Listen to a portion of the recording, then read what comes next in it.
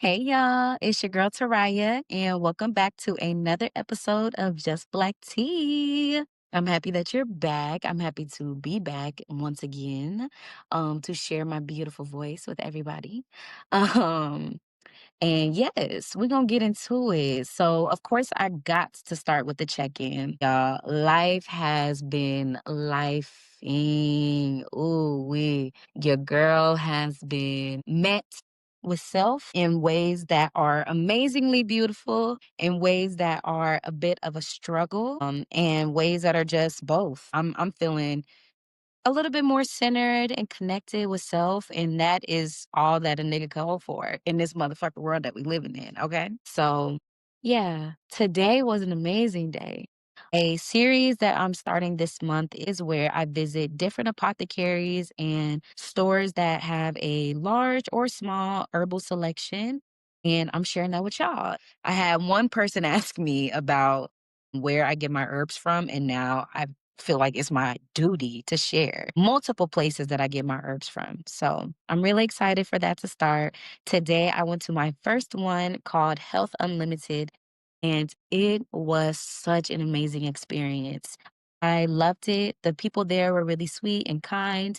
And there were so many things for me to choose from and plethora of herbs. Like it didn't make any sense how many herbs were available to me, to everybody in the space. It was really good. I'm really happy to have gone there and visited. So shout out to my homegirl that came with me and put me on to the spot. So it's really cool. I'm super excited for y'all to be tapped in. I'm super excited to even ground in my own knowledge and receive more knowledge regarding herbalism and the study, and just different herbs that are just so deliciously good. I'm super excited about that. I had a really great day today. And I think that's honestly what motivates me to record. Like I said, life be life in. I be going through a whole bunch of shit. I really want to come on here and make sure that I note that I am a human being, just like the rest of us. Baby, I do not have it all figured out. And life be reminding me that I am forever learning and growing. My favorite artist, Erica Badu, she said, the man that knows something knows that he knows nothing at all. And so I have really been sitting with that, like, oh, okay, your girl be thinking that she knows everything, quite frankly. And I don't. And actually, that makes me feel good because that then means I can learn more. And so, yeah, that's my cute little updates. Super excited to get into today's video because I just wanted to do something chill and lighthearted. So, what more than that than 21 questions? So, I put a poll on my Instagram not too long ago. I want to say about 2 weeks ago, asking that you all ask me some questions. And baby, y'all asked me hella motherfucking questions. And I am so thankful. Thank you to everybody that asked me a question, whether it's about polyamory, herbalism, it's about me, question about astrology, even. I said, oh, this is cute. So without further ado, let's jump into it. So the first question in my line of 21 questions is, Taya, how are you so motherfucking smart and fine and goddess like and sexy and beautiful? Well, first of all, baby, I am going to lovingly ask that you all subscribe to my YouTube channel at Just Black Tea Podcast because then you can see my reaction to this beautiful question. Thank you. Baby, it's in me, okay? It's just in me. No, for real, but thank you. How am I so motherfucking smart? Baby, I just am. I just am. I mean, I want to thank my birth giver, and my sperm donor for giving me life. Thank you, goddess, for giving me life because then the world wouldn't be blessed with my fine, smart, goddess-like, sexy, beautiful ass. So, baby, it's just in me. And honestly, I was talking to my friend about this today, when we were headed to, and really when we were just hanging out. But I feel like when you really do the work to connect to yourself and center the hard work, because this shit is not motherfucking easy, it shows. And I'd like to say that it shows. So thank you, friend. I love you. How did you decide on your podcast name and theme? First of all, great question. And I'm probably going to say great question to every single last one of these questions. So gratitude to everybody that asked me a question or two or three. But yeah, how did I decide my podcast name and theme? So first I'll start with the theme. I really wanted to talk about and open up the space for me. The theme is me, quite frankly. Just kind of breaking it down, right? Just black tea. First of all, I'm black. I'm black as fuck. My mama black, my daddy black, my grandparents black, my great grandparents black, everybody black. So boom, just like that. Everything I do is for the black community. The black community motivates me. The black community loves me. The black community holds me. Baby, this is for the niggas. Strictly for the niggas. So that in itself is what made me think of that name, right? So I just really wanted to open a space up for me and other black folks to just connect, a place to just let loose, talk about real shit in a real raw ass way. So that goes into tea, right? Baby, we spilling the tea all the time. And I want to spill the tea. I love yapping it up. And so just kind of like spilling the tea on shit that's going on in the world, shit that's going on in my world, shit that's going on in my head. And I am a herbalist. So I also want to share information, tea, on different ways of healing. We have been taught, or at least I have been taught and programmed to believe that this form of healing and medicine is strictly through doctors, a white man. Shout out to my black doctors though. Through healing, that I did not feel connected to. Actually, I didn't even feel a level of healing from. So yeah, that's the theme. The theme is black tea. It's when you think about black tea, right? Like the literal black tea, like it's strong, it's potent, it lifts you up, it wakes you up. And that's what I hope to do in my podcast. I hope to uplift my community. I hope to feel like a warm hug for my community. I hope to feel like a raw, bittersweet space for the community. And so, yeah, that's how I came up with the theme. It's really centered around me. My name is also Tariah, and the first letter of my name is a T.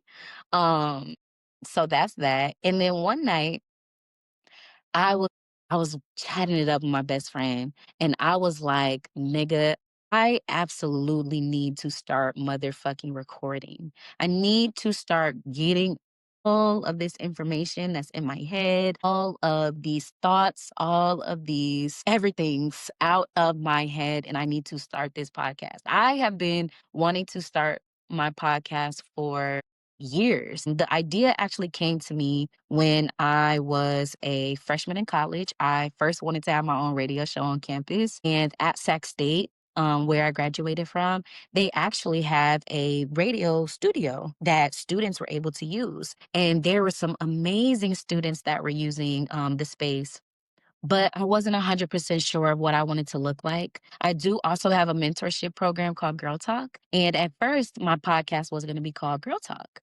But then I realized like I'm not just connected with the girls, right? Like I'm connected with everybody. That's really what it is. And everybody don't identify as a motherfucking girl. So that's kind of like what made me move away from that name. And I really just wanted Girl Talk to be its own thing. Shout out to my first cohort of young women that made Girl Talk come to life physically. And I just really wanted that to be its own sacred thing. And I wanted to be in a space of sacredness for my podcast in a separate way. Like I said, real, raw, raunchy, vulnerable shit that I don't know, girl talk is, that, but different. And so I was chatting it up with my homegirl. I knew I didn't want it to be called Girl Talk because that felt like it was really kind of catering to a different side of me. Same side, but just different. And so I was chatting it up with my girl and we was just talking. And I was telling her, what the podcast will be encompassing, everything that I had in my notes. I probably have like 4 or 5 different notes on my podcast. And, we were just like flipping through different names. And mind you, it's late as fuck at night. And me and my best friend are on a 3-hour time difference. And so we was up late, chatting, chatting, chatting, chatting. I don't know what I was saying. I don't know what she was saying. And then I was just like black tea. And then we was just like, I don't know, like that just sounds too plain, right? And so then my sis was like, just black tea. I said, bitch, okay, hold up. So I really do give credit also to my best friend that helped that for years she has sat with me just fleshing out just black tea, girl talk, and just all of my creative ideas. We really, I'd like to say that we came to that name together. So shout out to my best friend, Ajua. I love you so much, sweet girl. And thank you for helping me come up with just black tea. What are some herbs that have a balance for those with a crazy sweet tooth? Cinnamon. I'm always gonna ride hard for cinnamon. Okay.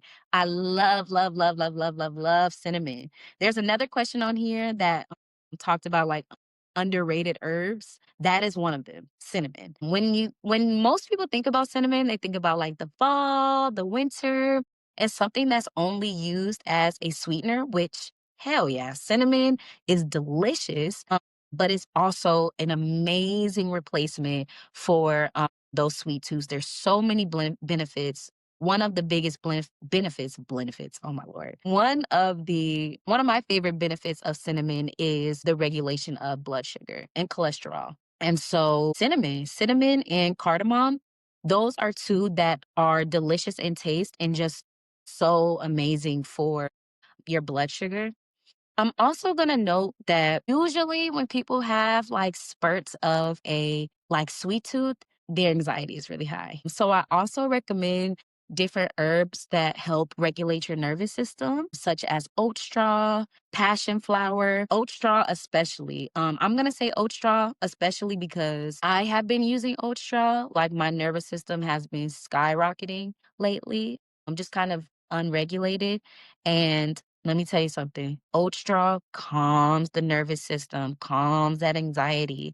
And of course, you have aromatic herbs like lavender, chamomile that can also help with like easing the nervous system, but oat straw and really any other herbs that help with the nervous system because 9 times out of 10, that sweet tooth is because you're feeling anxious and your nervous system is out of whack a little bit. And some people have like sweet tooth just off the bat. Niggas love sweet shit. I love sweet shit. So cinnamon, cardamom are great healthy replacements. Stevia leaf, licorice root, which is not my favorite. It has a very interesting taste, but a lot of people really love it. And those kind of help calm down those sweet tooth. So healthy replacements, first of all, and calming the nervous system, I would say are great herbs and tips and tricks to help kind of easing that sweet tooth. All right. So the next question we have is an astrology question. And it was, what are your thoughts on Libras and Geminis dating? Girl, when I got this question, I was kind of stumped,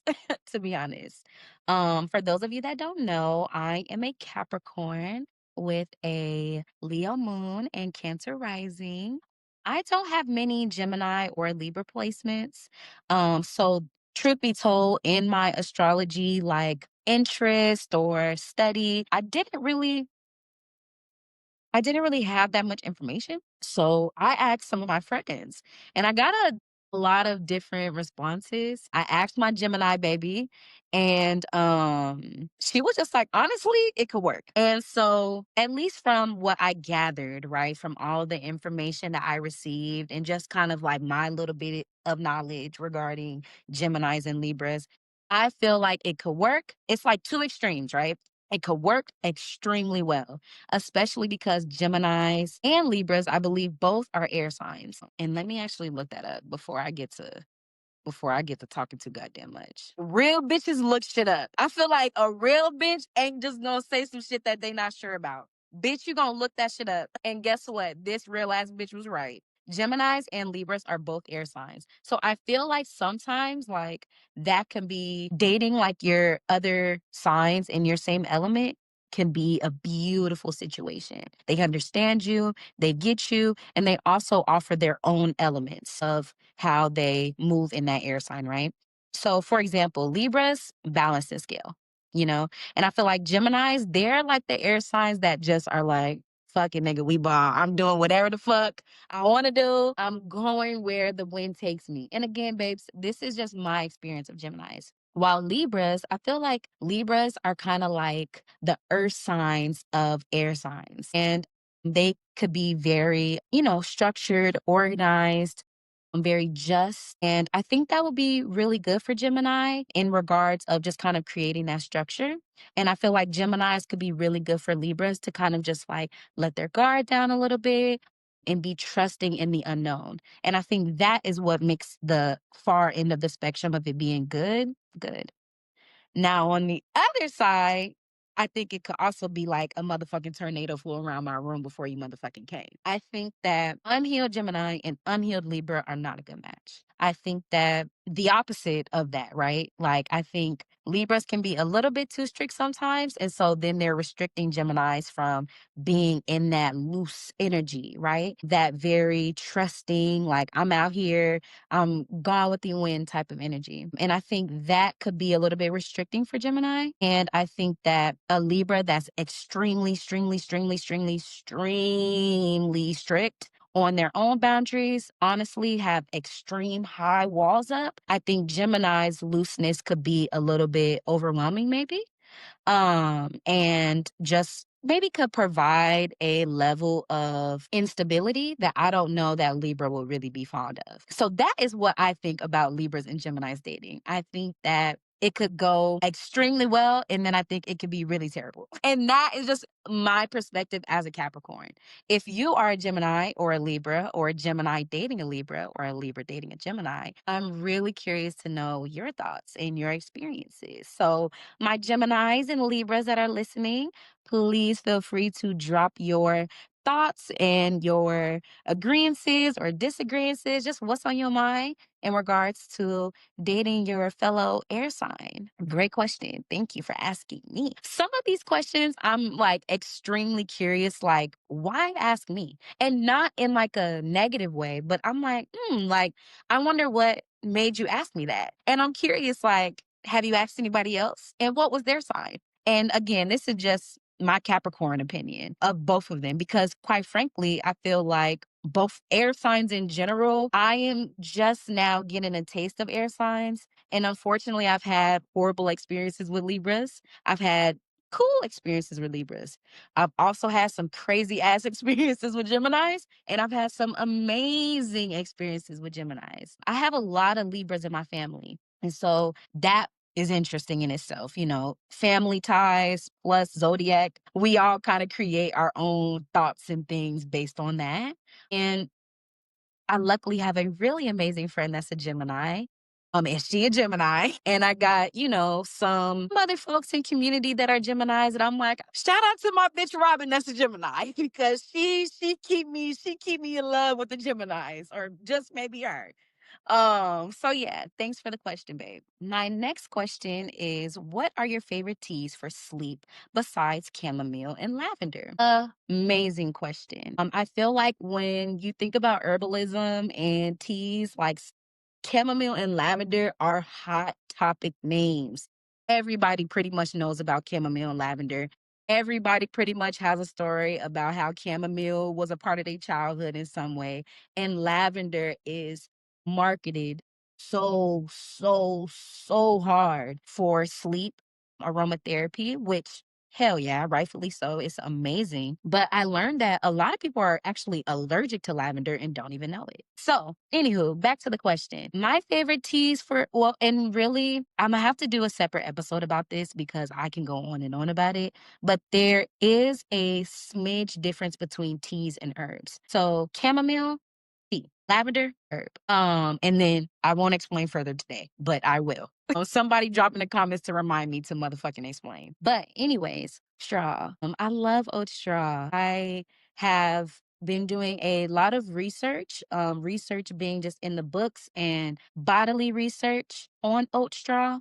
And similar to the question about the sweet tooth, right? Anxiety, your nervous system. Those are the things that are going to really impact your sleep. And while chamomile and lavender are amazing, oat straw is specifically targeted for the nervous system. Specifically, I love oat straw. I have been drinking oat straw actually for the last couple of weeks to calm my nervous system and recenter.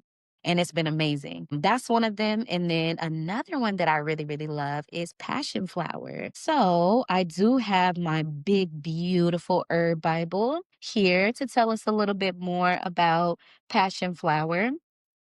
And at least just from what I gathered in these couple of pages is that passion flower can be a sedative, honestly, paired with specific things like oat straw, maybe even CBD. Passion flower can be a sedative and help with mild sleeplessness. And I love it. I have both herbs actually in my apothecary. So those are my favorite teas for sleep, oat straw and passion flower. Super excited to share some of the apothecaries that I've been visiting out here in Georgia.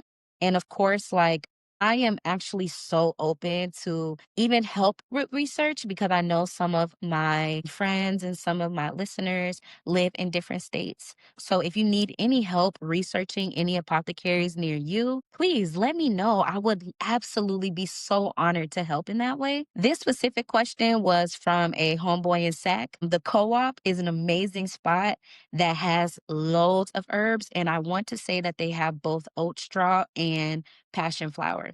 Don't quote me. I would prefer that you go check. And it's an amazing store to begin with, to be honest. They have these amazing little chocolate peanut snackies, delicioso. So yes, my favorite teas and herbs for sleep are oat straw and passion flower because they directly impact the nervous system. And passion flower specifically is a sedative. So one thing that I really appreciated about my herb Bible is that it gives let's see, it basically gives like an amount. So you're gonna want to drink at least 1.5 cups of passion flower tea in the evening time to get you ready for bed. So, yes, passion flower and oat straw. Now, the next question is extremely loaded. Y'all asked me hella questions about polyamory and non-monogamy. I mean, I think I might have gotten majority of the questions that I have are about polyamory. And I love that. And I will say I might not get through all of them, but this was a sign that I absolutely will be talking about this in a later episode. So thank you for all the polyamorous questions. I wrote the question down. The main question is, nigga, is you polyamorous or non-monogamous? And then I have a couple other bullet points regarding, polyamory. Some of the questions were repetitive, which is totally okay. Looks like there's a major interest. And yeah, let's get into it. So, am I polyamorous or monogamous? I am polyamorous, but I haven't always. Actually, no. Shout out to my therapist because she did let me know, like, baby, it's always been a part of you. You probably just wasn't always acknowledging it, and which is extremely true. So, yeah, I am polyamorous, specifically ethical non monogamy, which that's such an interesting word for me because I feel like when navigating relationships, it should absolutely always be ethical. But we'll get into that. So we established that I am polyamorous. The next question is, how did I get into it? Very interesting question. I feel like polyamory and non-monogamy was something that I kind of always was, but didn't really have the language or words for it. So I remember when I was younger, please, I listeners and friends that are polyamorous or ethical non-monogamous, don't judge. And actually, all right, I'm gonna scratch that because I know this is a motherfucking judgment-free zone. Okay. But yeah, when I was a kid, I used to be like, "Oh, I want a girlfriend and a boyfriend. Like, I want both of them." And I always knew that to be true. Like ever since I was a young kid, I wanted either multiple boyfriends or multiple girlfriends. And I wanted them to also have that experience. Like, yes, please have multiple loves. Like, I always just felt like so in love with everybody and not in a weird way because I know that that sounds kind of crazy, but not in a everybody loves me way, which I mean, everyone does love me. But yeah, I always just was just like, damn, like, I got a crush on her. I got a crush on her. I got a crush on him. And it just always felt like I had to choose and lock in. And that like always felt so uncomfortable to me, like so uncomfortable. Why would I have to like get into a relationship with somebody, right? Spend the rest of my life with this. one person forever, forever and ever and ever. Marriage, kids, die. That structure never made sense to me. It never worked for me. And quite frankly, all of the people in my childhood, their relationship structures sucked. And that has nothing to do with polyamory or monogamy. But I just knew that like the normal quote unquote relationship structure just didn't really make a whole bunch of sense to me. And I just didn't feel extremely connected to it. But when I would, kind of fantasize about having multiple loves, whether in different countries or different parts of the world, or maybe we even all lived together, like on a farm, I felt extremely safe when thinking about that, right? But of course, I just didn't have many examples of that. I don't know not one adult in my life that is polyamorous. I am the adult in my life, plus the rest of my community, luckily, that are non monogamous, thickly non monogamous, and polyamorous. So I kind of just like the rest of the things that made me kind of just put it to the side, right? So when I got to high school, Twitter jumping. One of my favorite rappers, her name is Kamaya. Bad D, love her down. And around this time, I had came out to most of my friends as bisexual. And she had posted something about having a girlfriend and a boyfriend. And I was ecstatic because this was the first time I had ever seen somebody be open about this. Somebody that I loved. I loved her music. I loved what, she represented fine as hell, mind you. And she was just like, yeah, like I have a boyfriend and a girlfriend for real. Like I'm not fucking around. I'm not joking. And there was a thread, like a long thread about it. This was so many years ago. It's crazy to think. Goddamn, high school, so many years ago. But yeah, when I seen that, like I reposted it or like I reposted it and I was just like, this is what the fuck I'm talking about. This is what I'm talking about. A girlfriend and a boyfriend. Hell yes. Like I'm finally seeing people talk about this. I'm finally seeing a smidge of representation, but that's all a nigga needed. But unfortunately, again, first of all, being in high school, not a lot of people were talking about being polyamorous. And I also was just in a space where it's just like, damn, I already came out as bisexual. Like, what more? Like, this is too fucking much. So again, I just left it on Twitter. A couple of my friends was just like, oh, Tariah, like you trying to have a boyfriend and a girlfriend? I'm like, yes, like that is my dream. I want to have a wife and a husband. I just love the idea of that.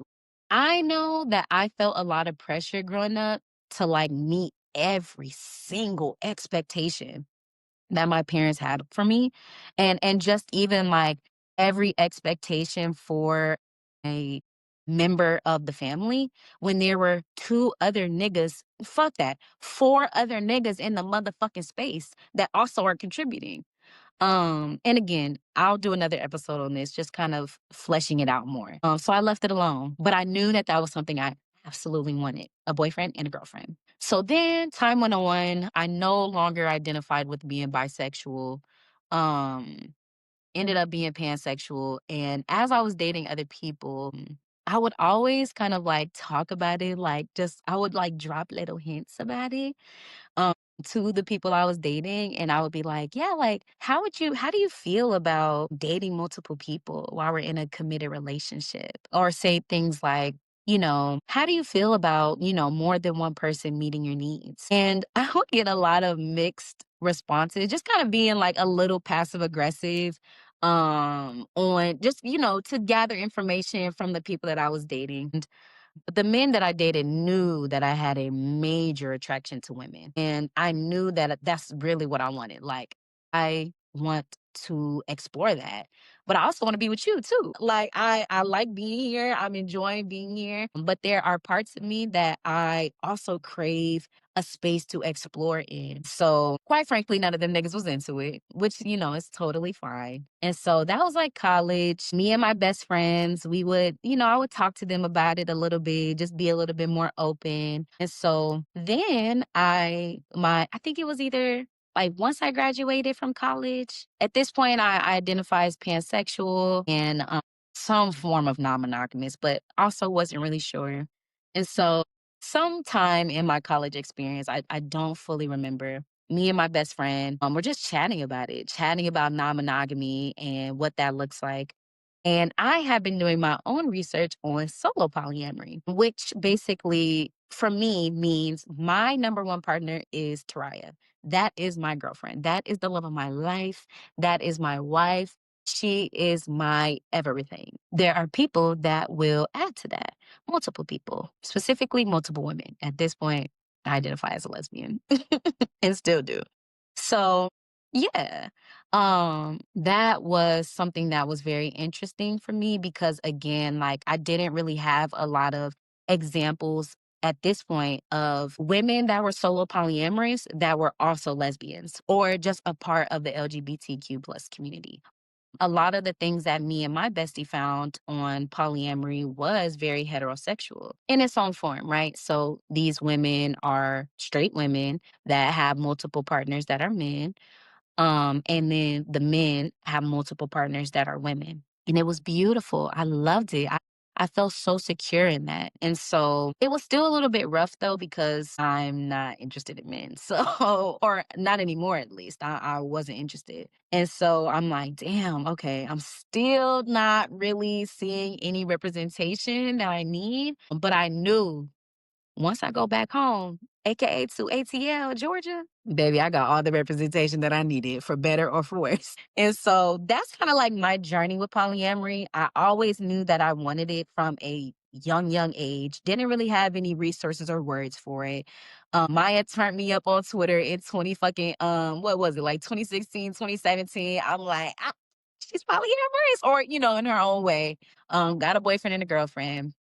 And I was just like, okay, I think that I'm gonna go ahead and be the representation that I'm looking for. So yes, that is the half loaded response to whether or not I am polyamorous, which the answer is yes, and how I guess I got into it, or how I guess one way that I can rephrase that question is what made me acknowledge it? And that was just, talking about it with loved ones, AKA my friends, doing some research online and seeing other Black women like, yeah, this is me. This is who I am.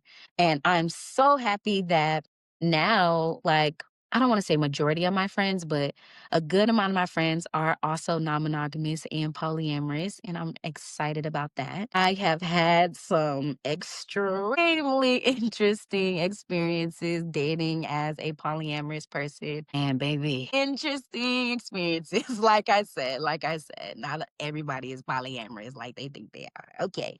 Next question.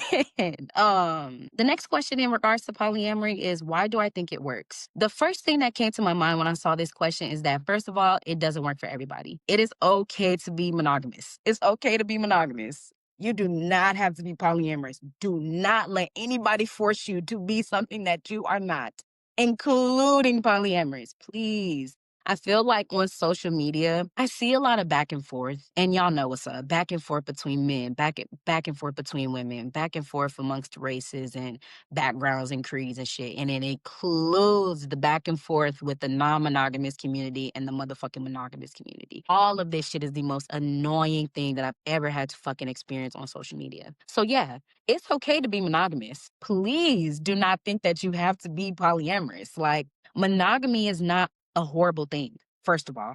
It's just not for everybody, one. And number two, there are ideologies regarding monogamy that are misogynistic, that are controlling, and that are extremely possessive and harmful and oppressive. And that is what I'm not a fan of. Everybody has their own right to what their relationships look like. And I think that is what actually works. So, just even to get more specific on the question, yes, I do think that polyamory works. I do think that it works long term. Absolutely. Why? That question is up to the individual.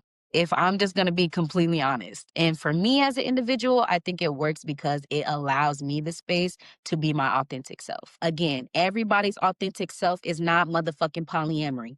That that shit right there be making me so motherfucking mad, because please do not be trying to be polyamorous just because I'm polyamorous, or somebody you like is polyamorous. Make sure that that's because you want to do it. That is the only way that it's going to work. If I'm just going to be completely transparent.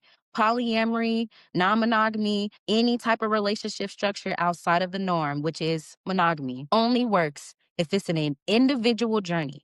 Point blank period. Just like a whole bunch of other shit, right? So yeah, why do I think it works? I mean, just like any other relationship structure, you put in the energy. For me, it works, like I said, because it allows me the space to be who I am. It allows me a level of security and clarity in what I'm able to provide for my loves, and also know that my loves deserve love in all of its fullness. And sometimes I'm not able to provide certain types of experiences or certain types of care and gentleness and maybe a form of holding of certain things that somebody else may be able to. And that is what makes me happy. You know what I'm saying? So I hope that answers the question. I feel like that is a interesting question. Again, it's really just up to the individual with that. What event triggered me being polyamorous? Me being born?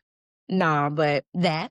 And Kamaya posting that shit on motherfucking Twitter. Like when she posted, like, just got, like, she must have said something like, just had an amazing day with my boyfriend, and now I'm headed to go see my girlfriend. I'm super excited to tell her about it. Like that shit right there was just like, yeah, someone is living my dream date. So yeah, I'm not gonna lie. The birth of Tariah and Kamaya posting that shit on Twitter. And yeah, like I said, it's polyamory has been a part of my life forever. Like I don't know that, and I don't know, maybe I'll do a little bit more thinking, but I don't know that like I woke up one day and was like, you know what? I'm polyamorous. I am non-monogamous. It was just more like, "Ooh, this taught structure of love does not resonate with me." So I think maybe that too, like seeing how love, right, is portrayed in the world. It just was cute, you know, for who it worked for, but it just didn't work for me. So yeah, that is what triggered it.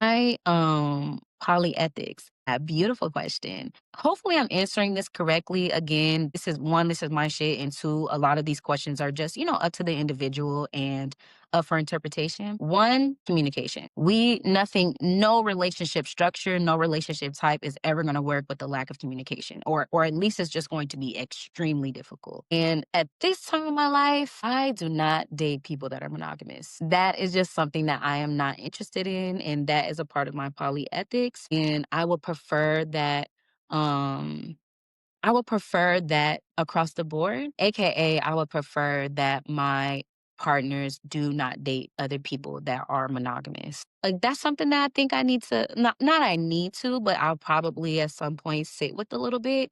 Fortunately, there are a lot of people in the world that date polyamorous people in hopes that that this is a phase, or that they will be monogamous with them when they're ready to get married. And that is not something that I am okay with. So I prefer to date people that are non monogamous or polyamorous. And I would prefer that my loves also date people that are also polyamorous or non monogamous. Those are my two polyethics. I have a couple more, but I'll save that for the episode on polyamory, especially polyamory and ATL, because that's a whole nother get down. Do I think that polyamory and non monogamy works long term? Absolutely, I do. Just like any relationship structure, it takes work. Some people are polyamorous for a phase, but I don't know. I ain't here to motherfucking label nobody or tell nobody what the fuck they is or isn't. But to me, I don't think that they're polyamorous. But I don't know. Don't motherfucking kill me, please. Just maybe offer your thoughts in the comments. But yeah, no, I definitely think that polyamory works long term. One of my friends, my beautiful friends, they have been married for quite some time now, and they're non-monogamous. And it works. It works for them. They do what works for them. And I love that shit. It's so inspiring actually, to see them in action, see them in love, and have had experienced their wedding. Absolutely believe, and not even just believe, I know that it works long term. Unfortunately, non-monogamy and polyamory has a lot of the history surrounding it has been lost and quite frankly hidden to keep up this oppressive way of love. And unfortunately, monogamy has kind of been used, I I want to say, as the poster child for oppressive love, unfortunately. But there is a lot of oppression in polyamory too. And again, that is strictly individually. Strictly.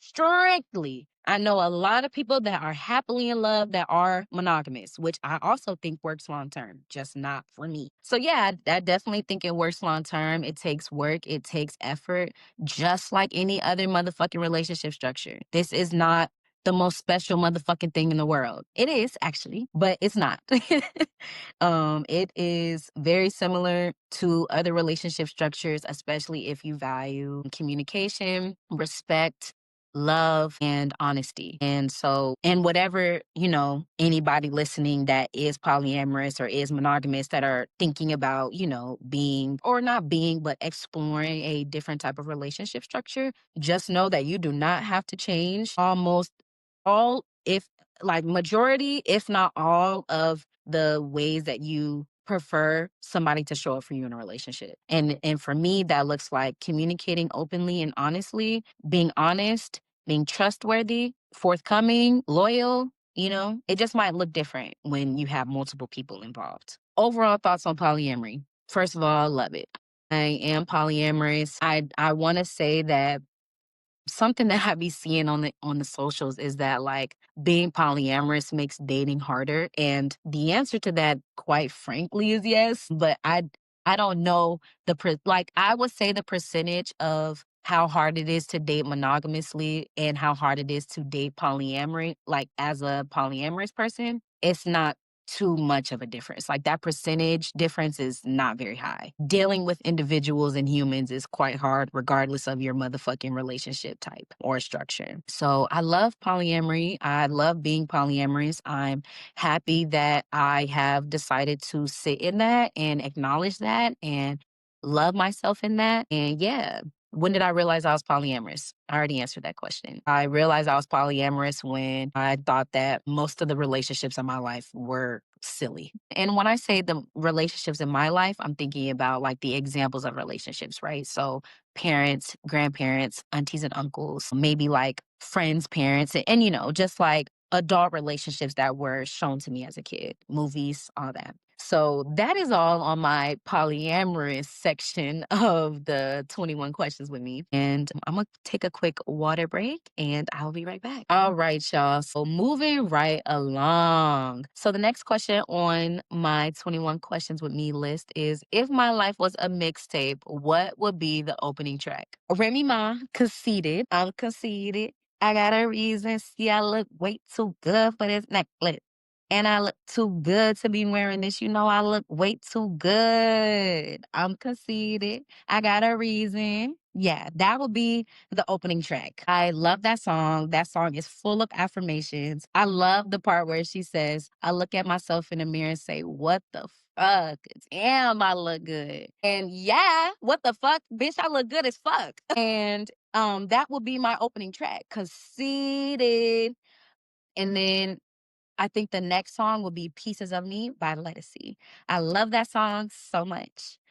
Great question. Thank you. Best advice I ever received. Best advice I ever received was a download that I actually received from my spiritual guides, and it was trust people to do exactly what is best for them. Trust people to do that.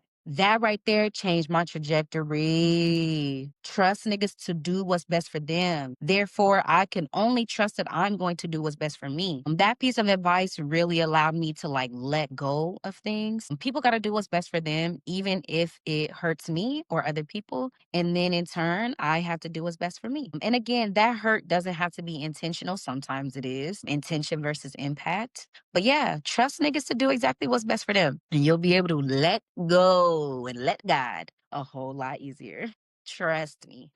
The next question says, one thing monogamous folks could learn from polyamorous folks. One thing that monogamous people can learn from polyamorous people. It is okay to not be able to meet every last thing, every last motherfucking need and expectation of your partner. It is okay. It's okay. I think one thing that, and this is actually another question that's coming up, but it kind of makes me think about some misconceptions of polyamory. And one of them is that like it's only about like non-platonic romantic relationships. No, ma'am. Polyamory, at least for me, means community. I cannot expect one, like my current partner cannot meet every single last one of my needs. That does not mean that they're ill-equipped to love me. That does not mean that they're not enough. And that does not mean that they need to do more and do better. Fuck no. We're human beings. There's only so much that we can do. There's only so much that we know. There's almost so much that we have the capacity for.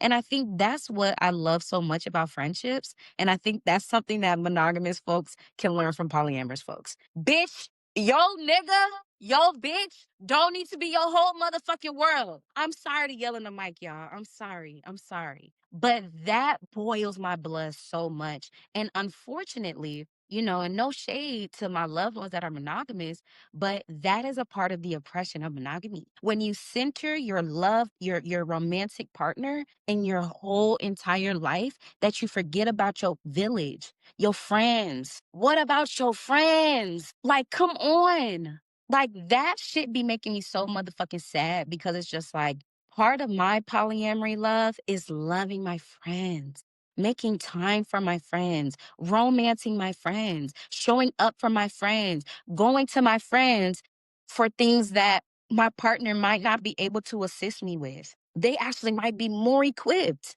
And that's okay. That's okay. Like, release the grip that you have on your non platonic romantic relationships. It's okay to release it. It's okay. They're not going to go anywhere. And maybe they will. And maybe it's for the best. But god damn, I think monogamous folks could learn a level of release, truthfully, release of emotion, release of control. Oh my Lord Jesus. And I'm saying this because this is something that I'm also learning. Again, like I said in the beginning, I am not a bitch that got everything motherfucking figured out. Please, please, please. Let this be my service announcement. I am not somebody that knows everything, and I'm not somebody that has it all figured out. But I have had experiences with things that I feel like help me better navigate my relationships, including my friendships. It's okay to rely on your friends. You don't always have to rely on your nigga. And nigga is being used gender neutrally, period. Oh my goodness gracious. Like, unfortunately, it's just like I have some people in my village, or even had some people in my village that, like, once they got into a relationship, all bets are off, bitch. I'm ghost. I'm gone. Niggas can't even talk to me no more once they nigga get around. Are you kidding me? And it's not, and again, this is a judgment free zone, but it's hurtful. Being polyamorous is more than sex. It's about honoring all of the relationships in your life that hold you. So, yeah, I think that that's some things that monogamous folks can learn from polyamorous folks. The need and Jesus Christ, the necessity of releasing control, and that all of your relationships in your life, baby, are equally important, especially your sisters, your brothers. Come on. So, yeah, release that control. It's okay to go to your friends. It's okay to that your partner doesn't meet every single expectation you have, every single need that you have. That is the point of community. When you put that's saying like put all your eggs in, one basket. When you put all of that pressure on one person, it's not going to work. And that has nothing to do with polyamory. That's just basic human understanding, if you ask me. So it's okay to love on your friends like you love on your partner. I mean, hey, take that information as you will. I know some people love on their friends in a way that I just don't. And if you picking up what I'm putting down, you know what the fuck I'm talking about.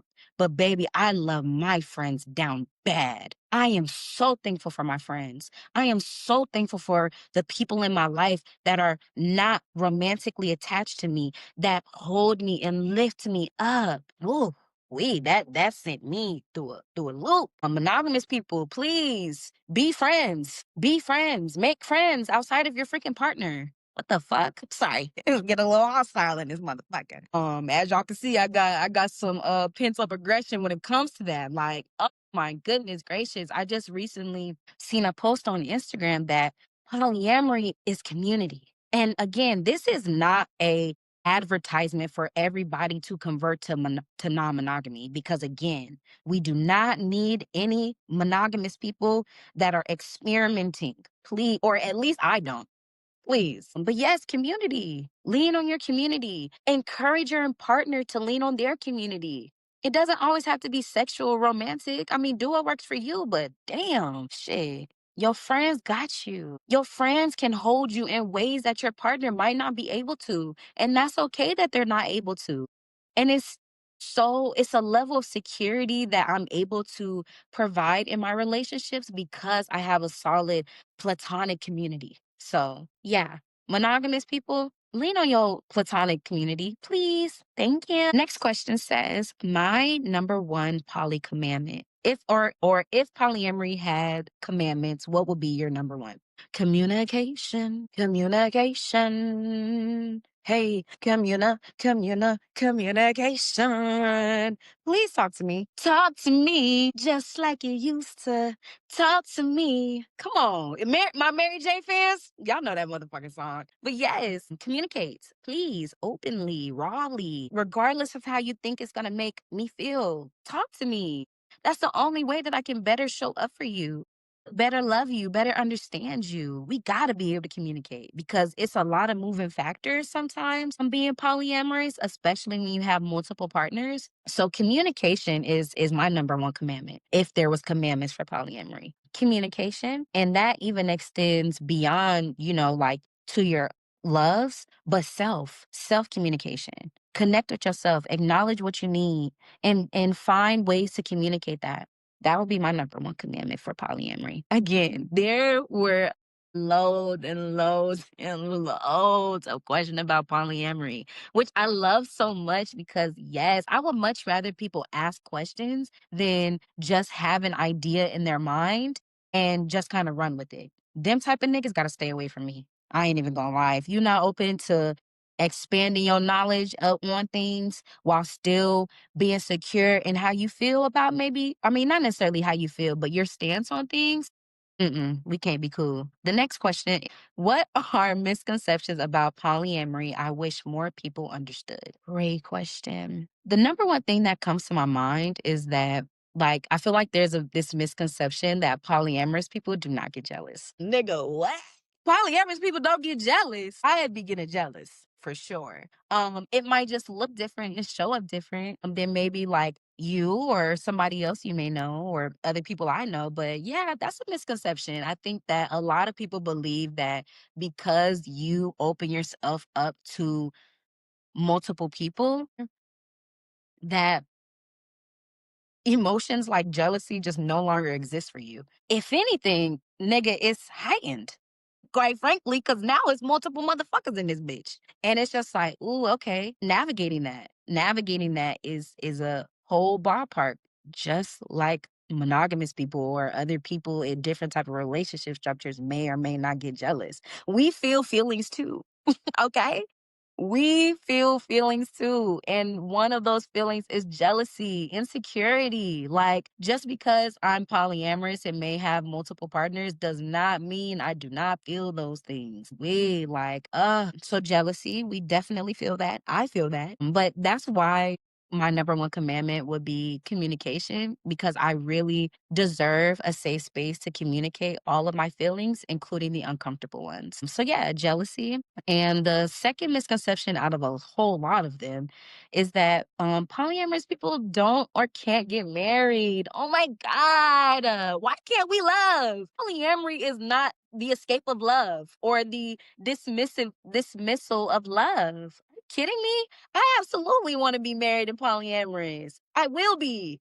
So yeah, misconception that polyamorous people do not get jealous and that polyamorous people do not want to get married. Some polyamorous people don't want to get married. I used to date this girl that wasn't interested in that. That's totally fine. There are so many monogamous people that also don't want to get married.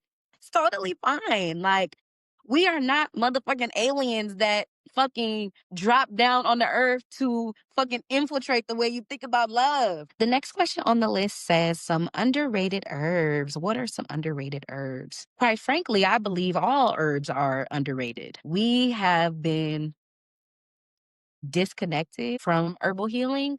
This is a natural way of healing. This westernized way of healing is not natural. So yeah, I think all herbs are underrated. I think herbalism and herbal healing is underrated as an entire whole. When people think about tea, especially in the South, they only think about black tea. And little do you know, some people should not drink black tea because it is really not good for your nervous system. And that's for some. But yeah, I would say herbalism as a whole is underrated, actually. I don't think I have one herb that's underrated. The next question says, if I could keep three herbs in my apothecary forever, which would they be?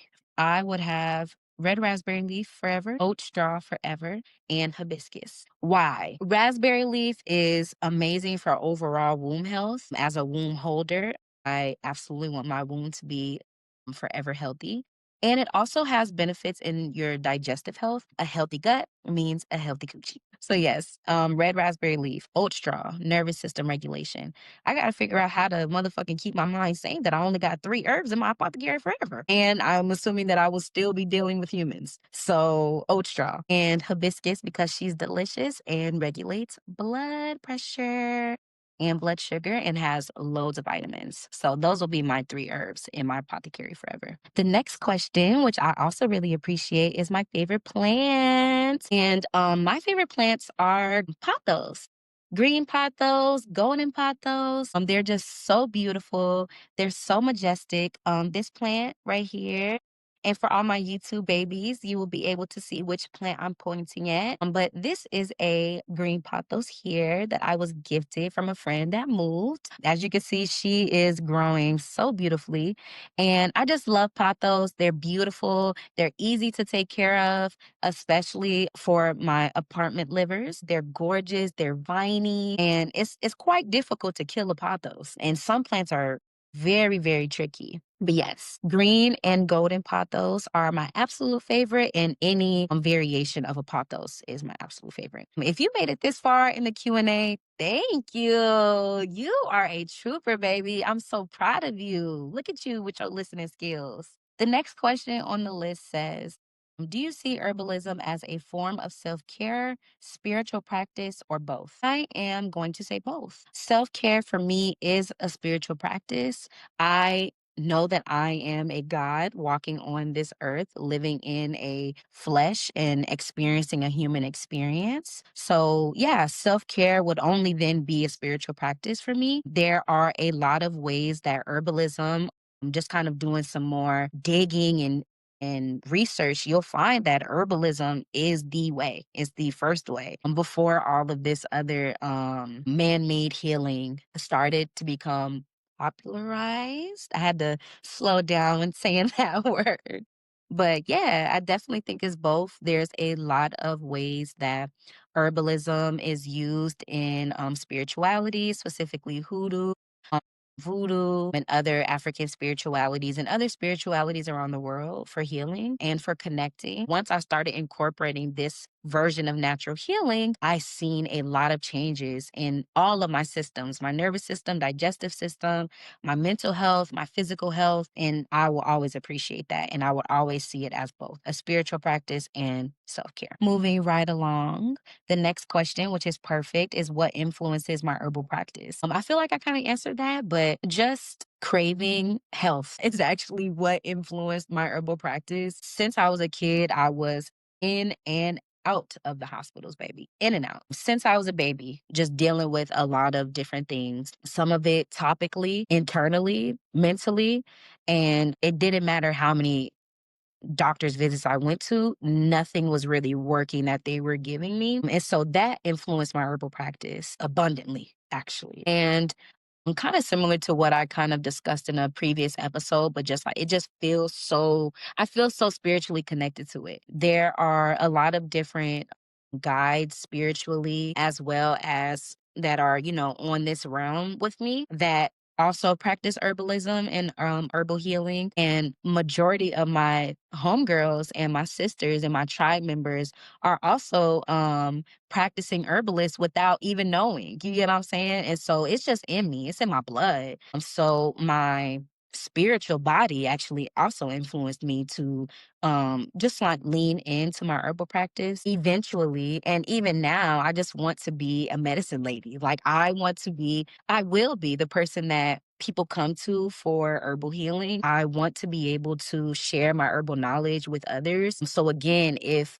any of these questions you want me to expand on an individual letter, please, please, please lean on me. I have the capacity for it, and it will literally help me in my practice.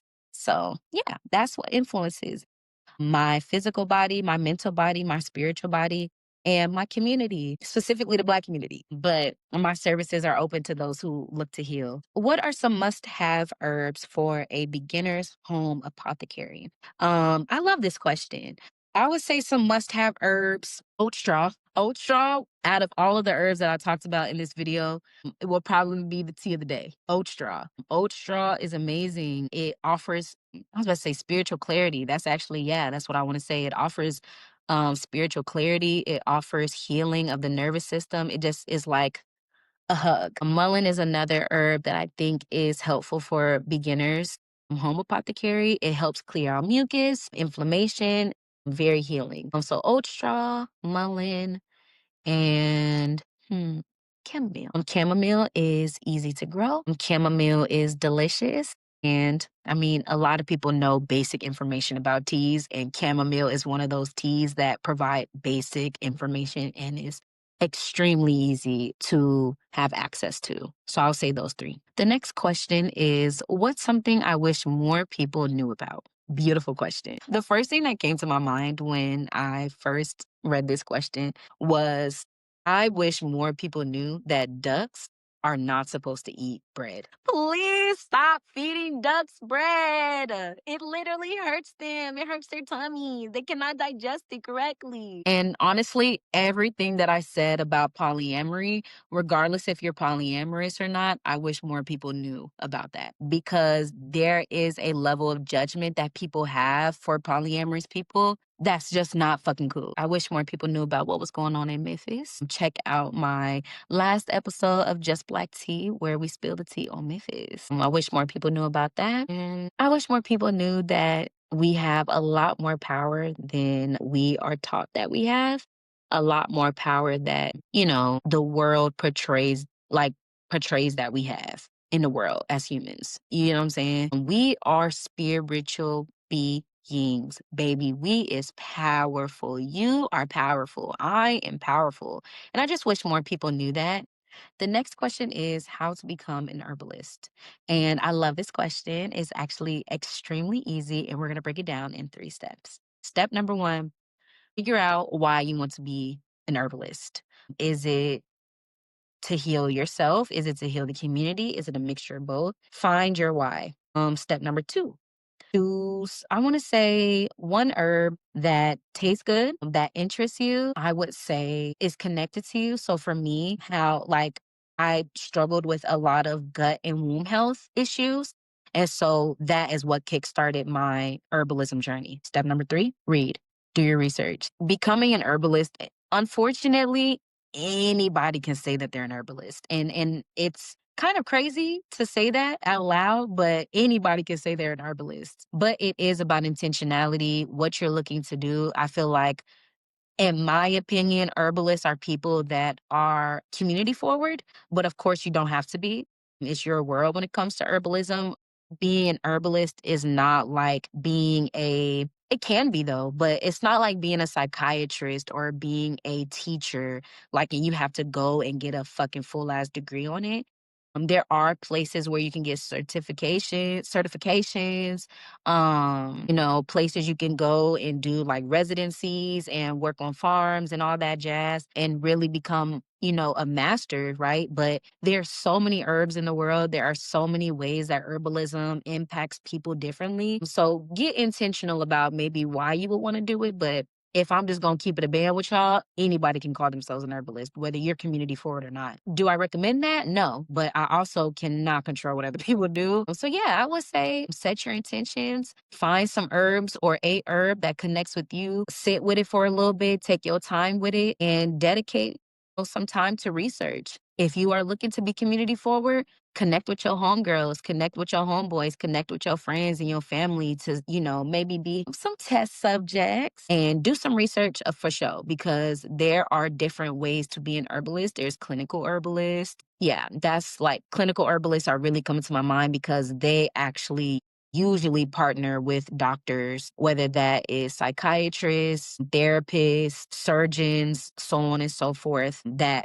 and basically partner to bring someone to better health. So yeah, that's how you can become an herbalist. It's very easy, baby. Very easy. But please, y'all, don't think that just because it's easy, you just floating around the world talking about you a herbalist. You don't have to do that. Maybe you could just say that you're interested in herbalism. The next question says, benefits to herbalism. There are ways that you can heal yourself in inexpensive ways. And I think that is a major benefit to herbalism, taking control over your healing, especially if you feel like you've just kind of been met with so many walls and maybe even feel like some of your diseases or your ailments gotten worse. So yeah, I would say herbalism is a pathway to healing, point blank period, in a way that you can take control of. The next question is, how can herbs heal the body? Baby, I suggest that you run it back a couple of minutes and nah, but I would say herbalism can heal the body in so many ways from the inside out, baby. Anything you can think of, digestive health, nervous system health, skin health, brain health, heart health, liver health, like literally anything that you can think of. Herbalism, herbs can absolutely assist you with. Absolutely. Easy work. What is a good tea blend for insulin resistance? First of all, thank you so motherfucking much for asking this question. A lot of people have been telling me that I should start selling like herbal blends, and I appreciate that. I appreciate that. I appreciate that y'all see something in me like that because it is actually no joke to sell tea blends. A lot of herbs and teas don't pair well together, and not in a bad way, but just, in a way that could really impact the body and or taste. And so while I do know that this blend would work well together, in terms of steeping, but also taste wise. So those teas and herbs are turmeric, cinnamon, and fenugreek. Those are three herbs that you can blend together and it will taste amazing, but also extremely good for you. Turmeric will help kind of absorb those things. So wait, actually, first of all, turmeric, cinnamon, and fenugreek, all three of them aid in glucose levels, which greatly impacts insulin resistance or not. So yeah, turmeric helps absorb. Cinnamon helps.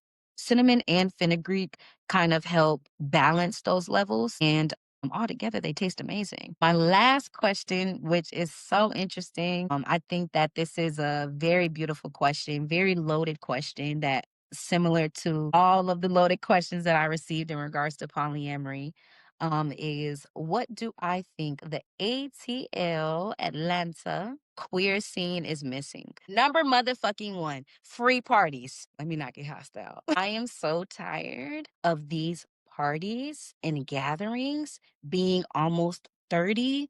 Are we not living in the same world? Because I don't know. Maybe it's just me that's living in this world where it's getting harder and harder to access money, but I also don't really want to pay for connections. So I would say free events. That's number motherfucking one. And I will also say something, or let me even just elaborate on that because it's very all encompassing. It's more than just being able to pull up somewhere for free.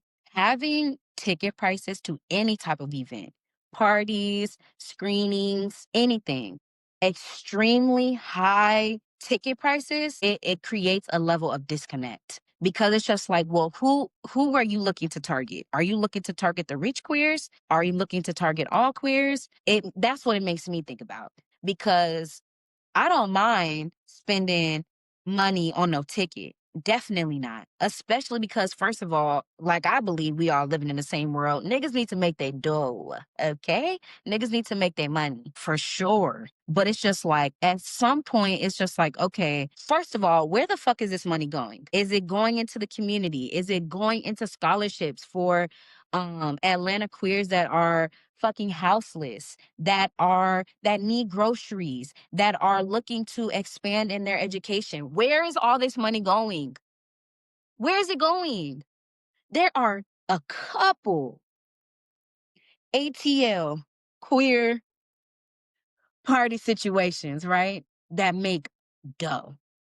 I know for a fact. Bitch, cause ain't no motherfucking way that you charging 20 to $35 for tickets and you're not making money. Hundreds of people go to these events.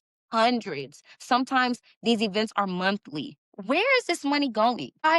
My goodness gracious. If you are an ATL party promoter, event planner, please tap in with me because I am genuinely curious. I just want some form of understanding. Where is this money going? Because there are so many people in the community, myself included, that have crowdfunded for resources. Where's the money going?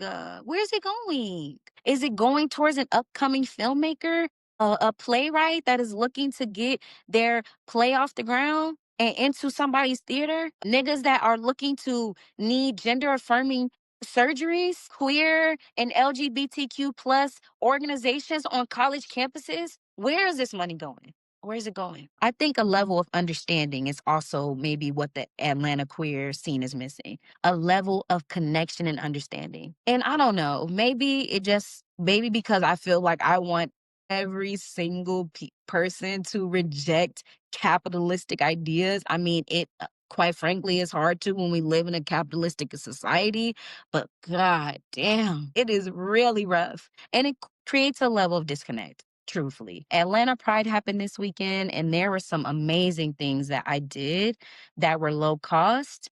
But there were so many amazing things that were happening. And like as I, scroll through the socials and see everything, people had to miss out on it because it costs so much fucking money.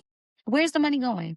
I'm genuinely curious. This is a judgment-free zone. I just want the tea on where the money that you're getting from queers in Atlanta is going.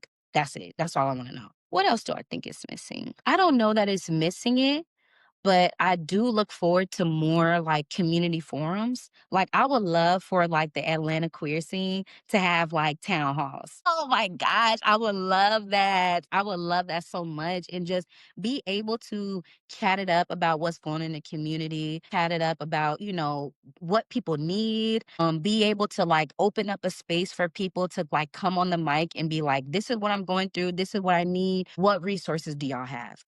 That literally it makes me feel something that I just do not think is appropriate to share, but that it just makes me feel so good. Like I love the idea of that. I feel like it's missing genuine community connection because genuine community connection is inconvenient. Genuine community connection is hard to hear. Genuine community connection holds us in the places that don't always feel the best. In hardship, in heartache. I just posted about this and I'm so excited to talk more about it. But yeah, I feel like being held. I love to shake my ass.